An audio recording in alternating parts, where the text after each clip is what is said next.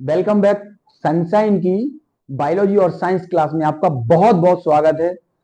प्यारे बच्चों, आज ह्यूमन रिप्रोडक्शन से का एक अहम टॉपिक जो कि इस बार मोस्ट इंपोर्टेंट क्वेश्चन की श्रेणी में आता है। तो जरा देखें, मेल रिप्रोडक्टिव सिस्टम, इसका फिगर आपके सामने रिप्रेजेंट है और इस फिगर के बारे में अपन चलते हैं, जो कि 4 मार्क्स का क्वेश्चन आता है, जिसे बहुत जरूरी तरीके से इसको तैयार करना है। बिल्कुल, चलिए मेल रिप्रोडक्टिव सिस्टम के बारे में चलते हैं। और मेल रिप्रोडक्टिव सिस्टम के बारे में सबसे पहले अगर बात करें तो मेल रिप्रोडक्टिव सिस्टम है ना, जो उसके कौन कौन से पार्ट हैं जो मेल रिप्रोडक्टिव सिस्टम को बनाते हैं।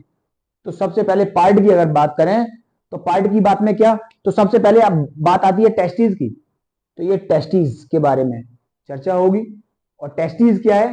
टेस्टिस मेल रिप्रोडक्टिव सिस्टम में स्क्रोटम के अंदर पाया जाने वाला अहम पार्ट है और यहीं पे स्पर्म का फॉर्मेशन होता है। यस, टेस्टिस के बारे में के चलने के बाद एसेसरी डक्ट, एसेसरी डक्ट के बारे में अगर चर्चा करें तो एसेसरी डक्ट में ओस डक्ट की चर्चा होती है, जहां से स्पर्म ये टेस्टोस्टेरोन हार्मोन स्टोर होता है। ये हार्मोन स्टोर होता है, वो रहता है, और जहां से ये ट्रांसपोर्ट होता है और ट्रांसपोर्ट होकर सीधा यूरेट्रा के थ्रू पेनिस से बॉडी के आउटसाइड जाता है। तो एसेसरी डक्ट की अगर बात करें तो उसमें 4 इसके पार्ट हैं: rete testis, vasa efferentia, epididymis and vas deferens होता है। नेक्स्ट है ग्लैंड्स।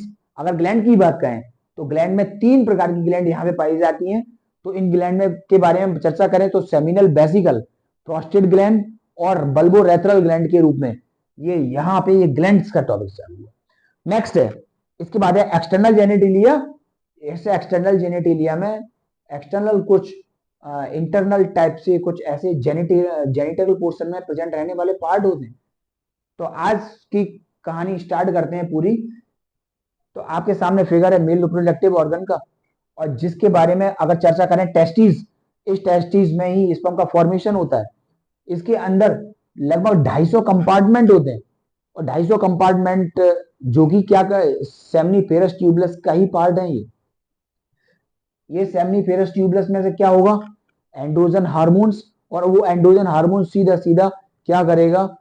ये स्पर्म के फॉर्मेशन का यहीं से शुरुआत होती है।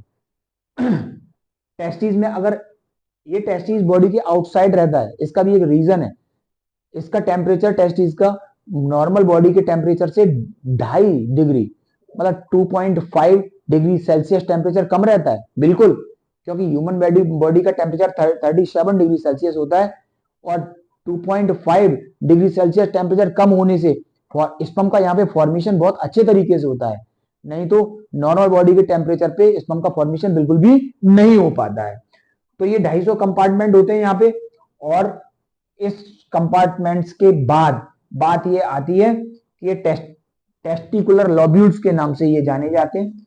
और टेस्टिकुलर लॉब्यूल्स में ही सबसे पहले मेल एसेसरी डक्ट के रूप में कौन से होते हैं? रेट टेस्टिस होती है, यहां से स्पर्म रिलीज हुआ, बोसा इम्प्रेंटिया में पहुंचा, बोसा इम्प्रेंटिया से स्टोर हुआ एपिडिडाइमिस में, और एपिडिडाइमिस से बॉस डिफरेंस के थ्रू ये स्पर्म कैरी होता हुआ सीधा पहुंचता है यूरेट्रा में।